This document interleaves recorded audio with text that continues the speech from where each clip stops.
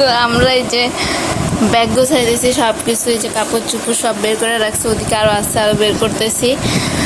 আর আমার ডোরাকে দেখেন ব্যাগের ভিতরে ঢুকে বসে রয়েছে, এদিকে লাগেজ বের করছি। মানে ওর গিফটে দেখে হাসতে হাসতে শেষ, কিন্তু ও যদি আবার কষ্ট পাইতেছে অনেক, কিছু করার নেই। ওকে নেওয়ার আমরা অনেক চেষ্টা করছি কিন্তু সম্ভব না। ইনশাল্লাহ বাবার সাথে ভালো থাকবে। যেহেতু ওদিকে জুতাও বের করছি, এখন আমরা ব্যাগ গুছাই। এই যে এই যে এই যে এই যে এই যে এই যে খালি আমার সাথে খালি দুষ্টুমি। তারপরে এই তো বাবা আস্তে আস্তে সব কাপড় চোপড় আয়না দিতেছিল আয়রন করে, আর আমি সেগুলোকে ভাঁজ করে করে খাটের উপরে রাখতেছিলাম আর কি। তারপরে এই যে জুতাগুলো বের করে নিয়েছি, এবার খুবই কম জুতা আনবো। এখানে লাগে যেখানে একটা ব্যাগ, এখানে আমার কাঁধে ব্যাগ, আর এখানে হাত ব্যাগ হিসেবে একটা নিয়ে নিয়েছি। সময় নেই তো এখন তাড়াতাড়ি বের হয়ে যাক। আমাদের বাসার এত কাছে যে গরুর হাট বসবে সেটা আমি জানতামই না, মানে বাসা থেকে বের হয় না তো তাই জানিও না। তো আজকে যাওয়ার সময় হুট করে দেখি গরুর হাট, আমি দেখে পুরো অবাক হয়ে গেলাম যে এখানেও গরুর হাট বসে। তো আমি মেন গেটটা ভিডিও করতে পারি নাই, কারণ ফোন বের করতে করতে সময় লেগে গেছিলো। এটা আবার মেবি সেকেন্ড গেট ছিল, এটা অনেক বড় করেই করছে। আমরা বেরোয় গেছি খুব তাড়াহুড়ার মধ্যে, তো কোনো গাড়ি পাওয়া যাইতেছিল না, মানে একটু দূরে আর কি। তো গাড়ি পাওয়া যাচ্ছিল কোনো জায়গার পরে অটো পাইছি। তো এখন আমরা যাচ্ছি, সবাই আছি এখানে সামনে বাবা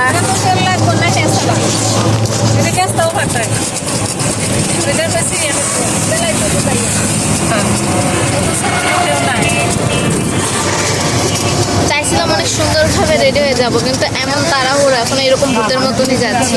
আর ঈদের সময় রাস্তায় জ্যাম হবে, তাই কমফোর্টেবল থাকার জন্য এরকম।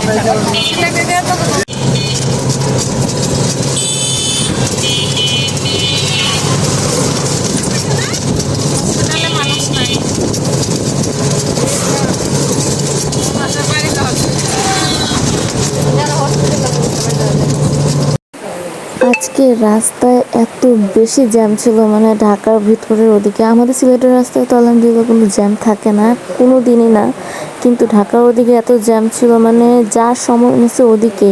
এর মধ্যে আজকের বাসটা এত স্লো চালাইছে ভাই, কী বলবো, আসতে আসতে প্রায় 18-19 ঘন্টার মতো লেগে গেছে।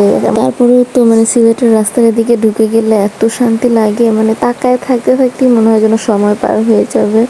আমি তো সারা রাত কোনো ভিডিও করি নাই, কারণ রাত্রে তো সেরকম ভিউ দেখা যায়ও না, কিন্তু পরে সকালবেলা উঠে এত সুন্দর সুন্দর ভিউ দেখছি, আমি আপনাদের সাথে হালকা হালকা শেয়ারও করছি, সো আপনারাও দেখতে পারবেন। আর ইনশাল্লাহ ভাবছিলাম সুন্দর সুন্দর ভিডিও করব, সব জায়গায় ঘুরতে যাব, কিন্তু এত বৃষ্টি, এখন জানি না বের হইতে পারবো নাকি। আর আমরা পানি কাদা একটু ভয় পাই, সো লেটস সি বের হওয়া যায় নাকি, দেখা যাক। বের হলে আপনাদের সাথে অবশ্যই শেয়ার করব। এখন পর্যন্ত একটু রাস্তায় যেতে পারতেছি না, মানে উঠানটুকুই ক্রস করতে ভয় লাগতেছে, এমন একটা অবস্থা হয়েছে। তো সবাই দোয়া করবেন যেন বৃষ্টিটা কমে যায় আর আমরা যেন ঘুরতে পারি সুন্দর করে।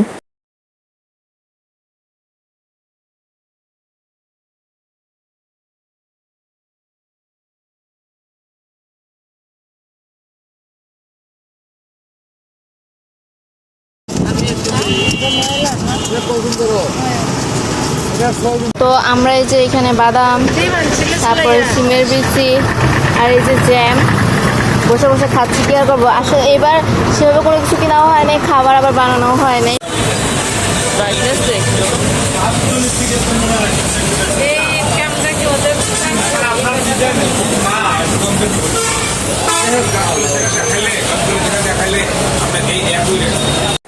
আমরা যেহেতু বাসে আমরা থাকলে সবসময় খাবার দাবার কিছু না কিছু খেতে হয়, তো বাবা সবসময়ের মতো এবারও খাবার সব কিনে দিচ্ছিলো। আর এবার তো বাসা থেকে কিচ্ছু আনি নেই, তাই একটু বেশি করে নিতে চাইছিলাম, কিন্তু পরে অন্য বারের তুলনায় এবারই কম নেওয়া হয়েছে, কারণ মানে এখানে পছন্দ মতো কিছুই খুঁজে পাচ্ছিলাম না। পুরো একদম এক ব্যাগ ভর্তি খাবার দাবার কিনে নিছি সব। এখন মিশন যাওয়ার, এখানে ব্যাগ, এখানে ব্যাগ, এখানে লাগেজ, এখানে ব্যাগ, ওখানে আরো খাবার, এখানে আম্মু, আমার কোলে ব্যাগ, আপুর ব্যাগ, মানে আমাদের ব্যাগের অভাব নাই।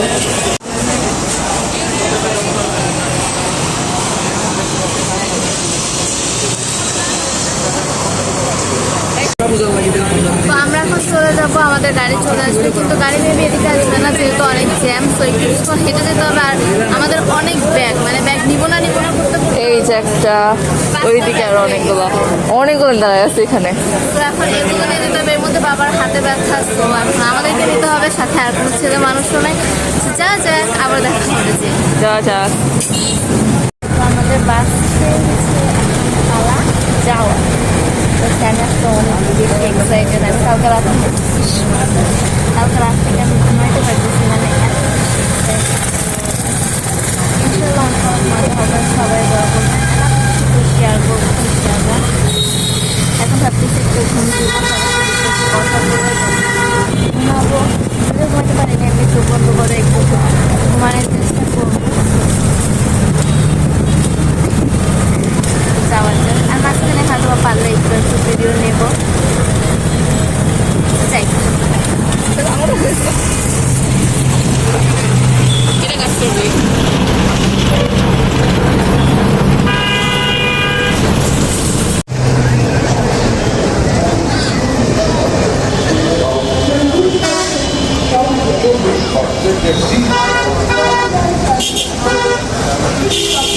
হয়ে গেছে, এদিকে মজু খোলা হচ্ছে, এদিকে এই যে চিপস খাবো, মশলা লাগে। এখন খাচ্ছি মটর ভাজা, টুকু টুকু। মাঝখানে আরও অনেক কিছু খাইছি, মানে আগে তো বলছি যে বাসে উঠলে আমরা সবসময় এটা সেটা খাইতেই থাকি, কিন্তু কোনো ভিডিও নেই নাই, আর অন্ধকার ছিল আর কি হালকা পাতলা। তারপর এখানে যে বিরতি দিচ্ছে হোটেল ব্রেক, যে সবসময় আমরা যদি সিলেট যাওয়ার সময় উজানবাটিতে আমাদের বিরতি দেয়, এখানে খাবার দাবার পরিবেশ সব কিছু অনেক বেশি ভালো লাগে আমাদের। তো তারপরে তো আমরা যাচ্ছিলাম, উপরের দিকেও ছিল ব্রাঞ্চ, কিন্তু আমরা নিচেরটাতে যাচ্ছিলাম কারণ আমাদের সময়ও ছিল না, প্লাস আমাদের গাড়িতে খাবার ছিল, যার কারণে আর সেভাবে কিছু খাইতে চাইছিলাম না। আর এখানে কিন্তু প্রচুর বৃষ্টি, যার কারণে আমি জানি না আমার ভয়েস ক্লিয়ারলি শোনা যাইতেছে নাকি, কিন্তু মানে সারা দিন ধরে বৃষ্টি, সকালবেলা এত ঠান্ডা বলার বাহিরে। তারপর একটা বার্গার কিনছিলাম, দুজনে মিলে খাইছিলাম, কারণ বলছি তো আগেই বাসে খাবার দাবার ছিল। পরে আবার আইসক্রিম খাইছিলাম, আর বাবা যা কিনে দিয়েছে ওগুলো খাইতেছিলাম, কোনো ভিডিও করি নাই। তারপর একটু ভোর হইতেছিল, আমরা বাসা থেকে বেরিয়েছিলাম 5:30টায়, পরে বাসায় এসে ঢুকছি, মানে বাড়িতে এসে ঢুকছি অলমোস্ট 9টা 9:30টার উপরে বেজে গেছিলো, আরও লেট হইতো, কিন্তু আল্লাহর রহমত প্রথমে একটু জ্যাম পাওয়ার পরে আর জ্যাম পাইনি। আর কী পরিমাণের বৃষ্টি দেখেন, সিলেট ঢোকার সাথে সাথে এত বৃষ্টি হইতেছিল, এত ঠান্ডা লাগতেছিল, ভাষায় প্রকাশ করার মতো না। মানে এখন খালি আফসোস করতেছি কেন সোয়েটার আনি নেই, কেন সোয়েটার গেঞ্জি আনি নেই, বারবার খালি কথা বলতেছি। স্টিল নাও খেত কম্বলের ভিতরে বেরোতেও পারতেছি না, এত ঠান্ডা আমাদের সিলেটে মাশাআল্লাহ। আসলে ভালো লাগে, আর ঢাকার ওদিকে তো গরমের জন্য থাকা যায় না। তারপরে বৃষ্টিটা একটু কমছে, বাট জানালা খুলতে পারতেছিলাম না, এত ঠান্ডা বাতাস, মানে মনে হইতেছিল যেন বরফ এসে গায়ে লাগতেছে। ওয়েদারটা জাস্ট দেখেন, একদম কোনো রোদ নাই, কিচ্ছু নাই, মেঘলা ওয়েদার। তো তারপরেও কেন জানি না সিলেটে এত শান্তি লাগে, এই যে কাদা বাহিরে বেরোতে পারতেছে না, তাও অন্যরকম শান্তি, মাশাআল্লাহ সুবহানাল্লাহ। সিলেটের ওয়েদার, যারা সিলেট আসছেন তারা তো জানেনই কত শান্তির। যদিও বা আসছি খুব কম সময়ের জন্য, কিন্তু তারপরেও মানে এখানে আসলেই শান্তি লাগে। নিজের এলাকা, নিজের মাতৃভূমি, পিতৃভূমিও বলা যায় কি পিতৃভূমি মাতৃভূমি সব কিছু, মানে আত্মীয় স্বজন যা আছে সবাই আমাদের সিলেটে, খেলে আমরাই অনেক দূরে। এখন আবার আমার ছোটোমণিও অনেক দূরে হয়ে গেছে। তারপরে এটা কি ব্রিজ জানি ছিল, মনে নেই আমার, একটা ব্রিজ পার হইতেছিলাম, ভিডিও শুরু করা মাত্র ব্রিজটাও শেষ হয়ে গেছে।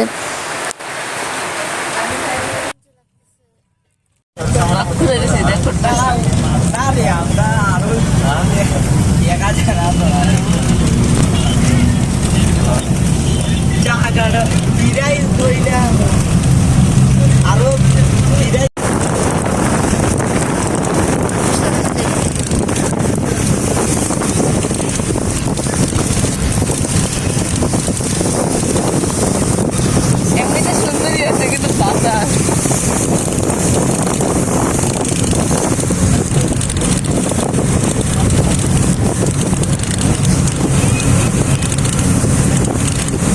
ওই যে আকাশে মেঘ দেখা যায়,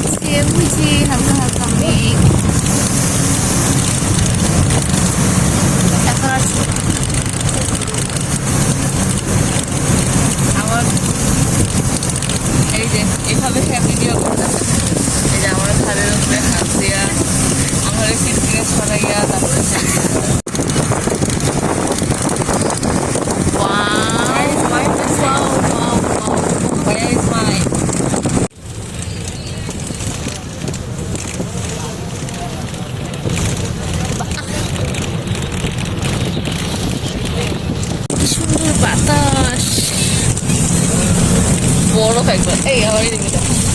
আমার অবস্থা নাই। ঠান্ডার বাতাস একবার আমি সিদ্ধ বলি তোর মাছ ফ্রিজ ময়লা হয়ে হয়ে গেছে গেছে। মাছ মারা আমার নাই তো চেহারাই ময়লা ছিঁড়া হয়ে গেছে ছিঁড়া গেছে আমার বলে হ্যাঁ এটা ছিঁড়া গেছে যেখান থেকে টুকু টুকু করে ম্যাম আমাদের কল চলে আসছিল, তো আমি জানি না আমি আদৌ এই ভিডিও ছাড়তে পারবো নাকি, বাট তারপরেও আমি করতেছি। তো এত সুন্দর বাতাস, মানে আমাদের সিলেটের ওয়েদার মাশাআল্লাহ একবারে পুরো বরফ। বরফ। আর হয়েছে বৃষ্টি হওয়ার পর তো বুঝতেছে নেই মানে এখন খালি বলতে সোয়েটার কেন আনলাম না, অথচ ঢাকার ওদিকে এত বেশি গরম, মানে বরফে পুরো শীত হওয়ার মতো, বৃষ্টি হইলেও গরম, কিন্তু এখানে অনেক বড় একটা ভুল করছি সোয়েটার ছাড়া আসছি সিলেটে কেউ কেমন জানি লাগতেছে, তোরা আমার নিবই না।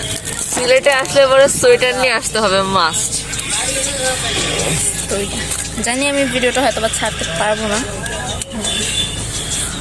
জানি না, ছাড়লে ছাড়তেও পারবো, কারণ সিলেটের কয়েকটা ভিডিওতে আমি এরকমই থাকবো।